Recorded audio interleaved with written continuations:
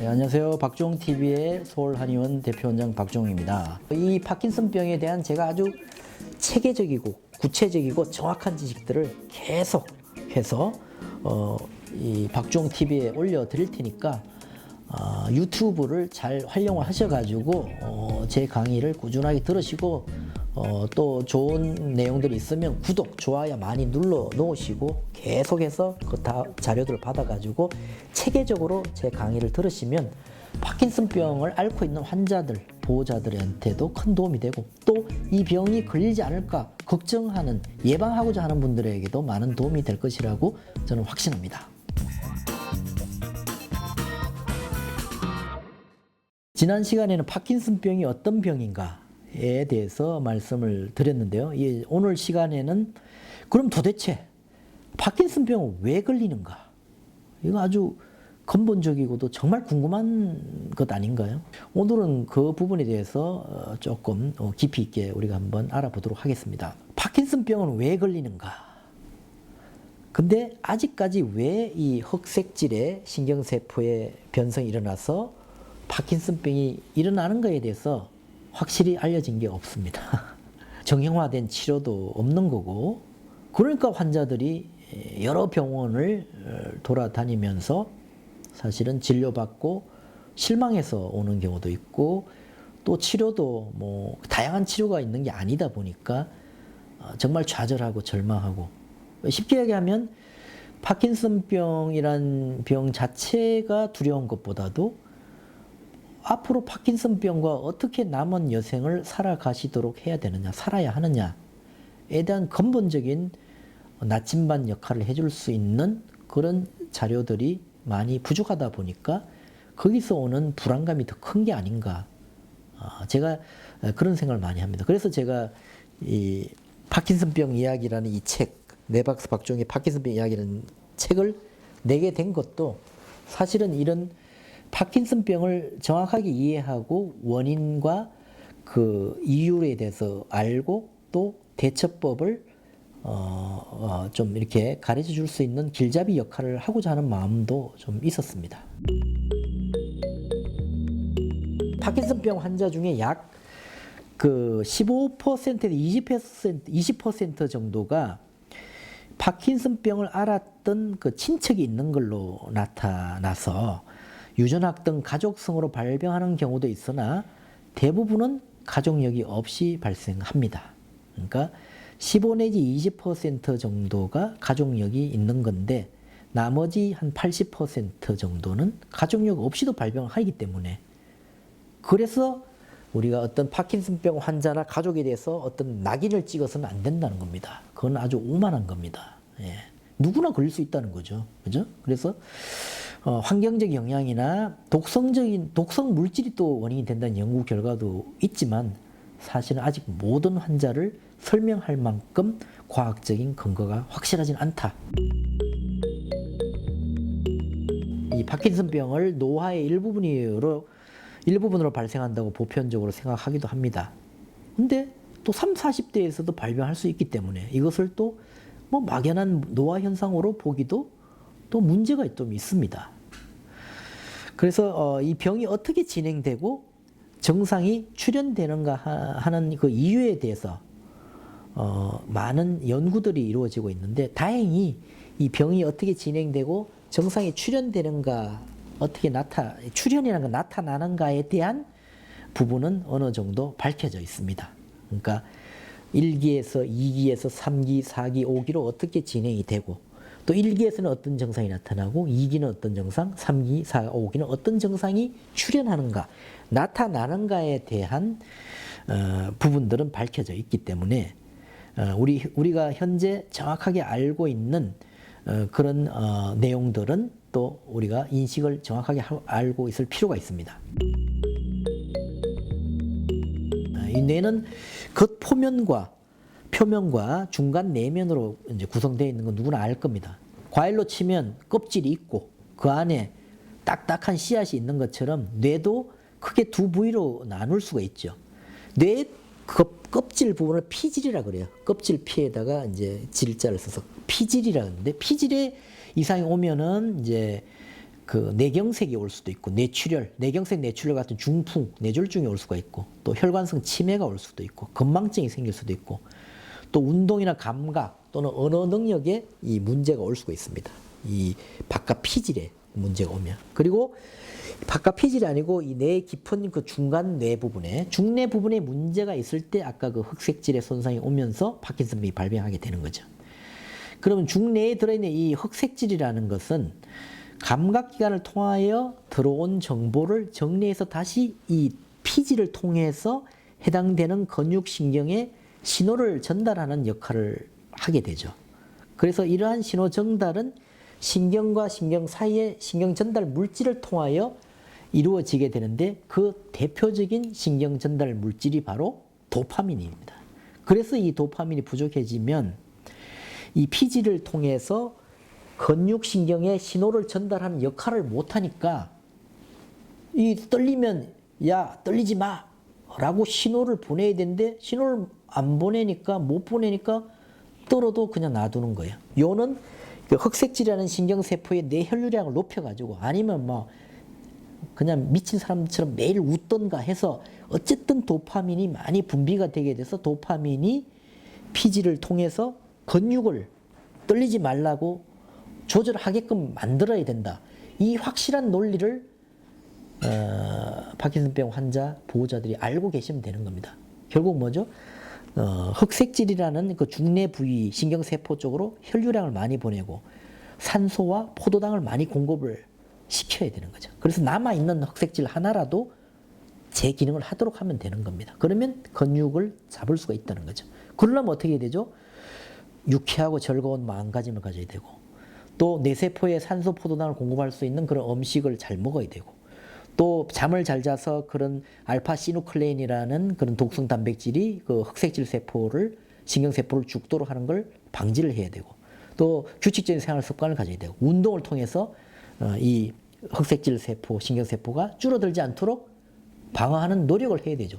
이거는 팩트입니다. 이거는 사실입니다. 그래서 그 일상생활의 노력들이 오히려 헤매고 있는 이 의료계보다도 더 중요하다. 의학계에서 하는 일보다 더 중요하다고 저는 생각합니다. 세계적인 석학들이 노벨의학상을 수상할 학자들이 하는 말이 있습니다. 의학적인 걸로 해결할 수 있는 건 전체 질병을 100으로 봤을 때 파킨슨병을 100으로 봤을 때 25%밖에 안 된다고 보고 있습니다. 나머지 더 중요한 75%의 영역은 셀프 케어. 그러니까 아까 제가 이야기드린 마음가짐, 음식, 습관, 운동, 취미활동 이런 걸 통해서 내 스스로 해결할 수 있는 힘이 더 크다고 하는 거 이거 제가 한 말이 아닙니다.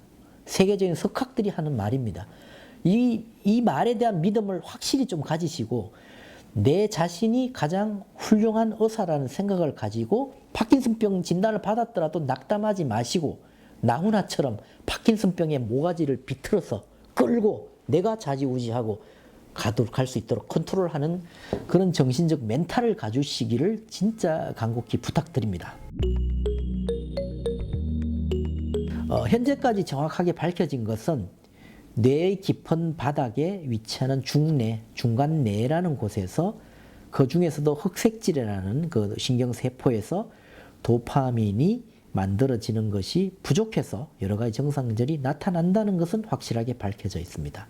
근데 왜 도파민이 부족해지고 왜 그 신경세포가 파괴가 되는가 그 원인이 안 밝혀져 있고 그 원인이 밝혀지면 이 파킨슨 병에 대한 신약 개발도 가능하겠죠. 그렇다면 왜 흑색질 세포가 손상되는가라는 질문에 대해서는 권투 선수인 무하마드 알리처럼 타격을 당해서 뇌에 지속적인 외상이 생기는 경우라고 보는 경우도 있고 또는 뭐 제초제 같은 게 있어요. 농약, 제초제와 같은 독성 물질에 반복적으로 뇌가 손상되었다고 하는 그런 주장도 있고 또 뇌세포에 존재하는 그 미토콘드리아의 기능이 떨어져서 그렇다는 주장들도 있습니다. 그래서 다 가설들입니다. 안타깝게도. 그래서 어느 한 가지 원인을 제거했다고 해서 파킨슨병이 나아주면 좋겠는데 그게 아니기 때문에 필수 충분 조건이 안 되는 거죠.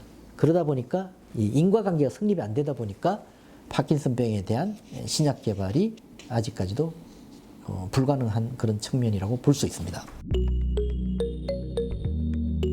그래서 이 중내 흑색질은 10년마다 자연적으로 5%씩 사멸을 합니다. 정상적인 사람들도. 그래서 이 자연적이란 말은 노화의 현상이기 때문에 뇌도 나이가 들어가고 정상적인 사람도 이 흑색질이 없어지고 사멸되고, 만약에 우리가 120살까지 산다면은 사람의 천수는 125세라고 돼 있죠. 그래서 원래 병이 없으면 사람은 125세까지 살 수 있다고 합니다. 근데 5살 정도 양보해서 120세까지 산다고 한다면 이 흑색질의 약 6 내지 70%가 사멸하고, 그 결과 도파민을 포함한 신경 전달 물질을 분비하는 데 어려움이 나타나기 때문에 파킨슨병의 증상이 누구라도 발생하게 되는 거죠.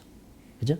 근데 120세는커녕 80세, 70세만 되어도 이 파킨슨병이 나타나는 이유는 그 이전에 이미 이 중내의 흑색질의 신경세포가 여러 가지 이유로 사멸해 왔기 때문에 그렇습니다. 그러니까 사멸되는 속도에 따라서 속도의 차이가 있는 거지, 누구든 파킨슨병이 궁극적으로는 걸릴 수가 있다, 이렇게 생각하시는 게 좋겠습니다.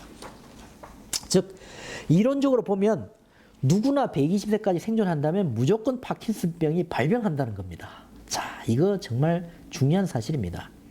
그러나 만약 어떤 이유로 흑색질의 도파민 세포가 자연적인 시간보다 빨리 사라지게 되면 어떻게 되죠? 나이와 무관하게 3, 40대에도 생길 수가 있고 6, 70대에도 생길 수가 있는 게 파킨슨병이다, 이렇게 보실 수 있겠습니다. 정상적인 사람도 뇌세포가 하루에도 수천 개, 수만 개 죽어갑니다. 근데 이 뇌세포가 다 죽는데 2, 300년이 걸린다고 합니다. 근데 뭐 우리가 2, 300년 살지 않잖아요. 그러니까 다 죽지 않습니다. 그러니까 있는 뇌세포에 회로를 자꾸 만들어야죠. 새로운 신경세포. 우리가 산속에 길이 나는 거하고 똑같습니다. 뇌는 안 갔던 길을 가서 길을 내면 그게 길이 되고, 그게 루트가 돼서 또 길끼리 통하고, 그러니까 여기 막히면 이쪽으로 돌아가고 하듯이 이 뇌도 신경세포라는 것이 뇌를 자꾸 개발하고 사용하다 보면 여러 가지 길이 생깁니다. 뭐 이쪽 흑색질이 말을 안 되면 오른쪽, 왼쪽 흑색질이 말을 안 되면 오른쪽 흑색질이 그 기능을 강화시켜서 더 못했던 왼쪽 흑색질의 기능까지도 더해서 도파민을 많이 만들어내면 되는 겁니다. 그래서 제가 이 파킨슨병에 대한 설명을 할 때 다소 어렵더라도 파킨슨병이 어떤 병인가는 확실히 알고 있어야 되고 왜 걸리는가를 확실히 알고 있으라고 강조하는 게 바로 여기에 있는 겁니다. 그걸 알면은 우리가 대처하기가 수월해지고 또 극복 가능성도 그만큼 높아지는 겁니다. 파킨슨병의 유병률과 발병률이 지속적으로 높아짐에 따라서 연구는 뭐 전 세계에서 계속되고 있죠. 그래서 20, 30년 안에 원인 규명과 함께 획기적인 치료법이 개발될 것으로 보인다라고 자료들이 나오고 있는데 저는 이런 자료들을 별로 신봉하지 않습니다. 그래서 한간에는 뭐 이제 치매에 대한 신약 개발도 됐다, 뭐 파킨슨병에 대한 신약 개발도 됐다, 이런 보도 자료들이 뭐 5년, 10년 전에도 계속 나오고 있는데 동물 실험은 통과했는데 사람에게 적용하면 별 효과가 없다, 이렇게 또 실망하는 기사들을 하도 많이 봤기 때문에 20, 30년 안에 원인 규명되면 뭐합니까? 지금 70대, 80대 어르신들이 100세 이상 살아 계실지 안 계실지도 모르는데, 그러면 현실적으로 그러면 그때까지 우리가 낙담하고 좌절하고 절망하면서 살아야 되느냐? 그렇지 않습니다. 아까도 이야기했지만 정상을 잘 관리해서 더 악화되지 않도록 휠체어 타서 정말 침대에 누워서 생활하는 그 상태까지 가지 않도록 잘 관리하고 우리가 케어를 하면 되는 겁니다.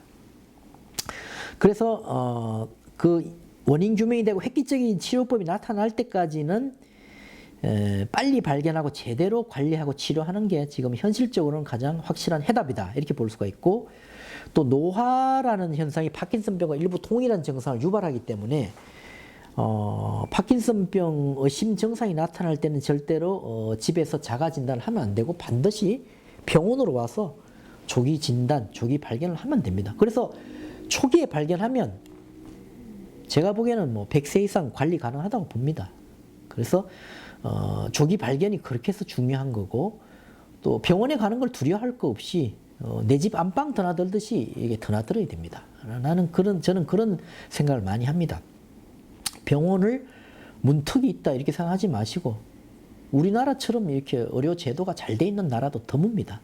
우리나라는 정말 세계 최고의 의료 제도를 가진 나라라고 봅니다. 왜냐하면 그 나라의 전통의학과 현대의학이 절묘하게 이원화돼 가지고 평행한 상태에서 상호 경쟁하는 나라는 전 세계에서 우리나라가 유일합니다. 그래서 한의학과 서양학이 서로 다투기도 하고 서로 비방도 하고 하지만 그 과정에서 서로가 상호 아주 긍정적인 경쟁을 하기 때문에 저는 우리나라 국민들은 정말 세계 최고의 의료의 혜택을 받고 있다고 생각하셔도 됩니다. 정말 자부심을 가져도 됩니다.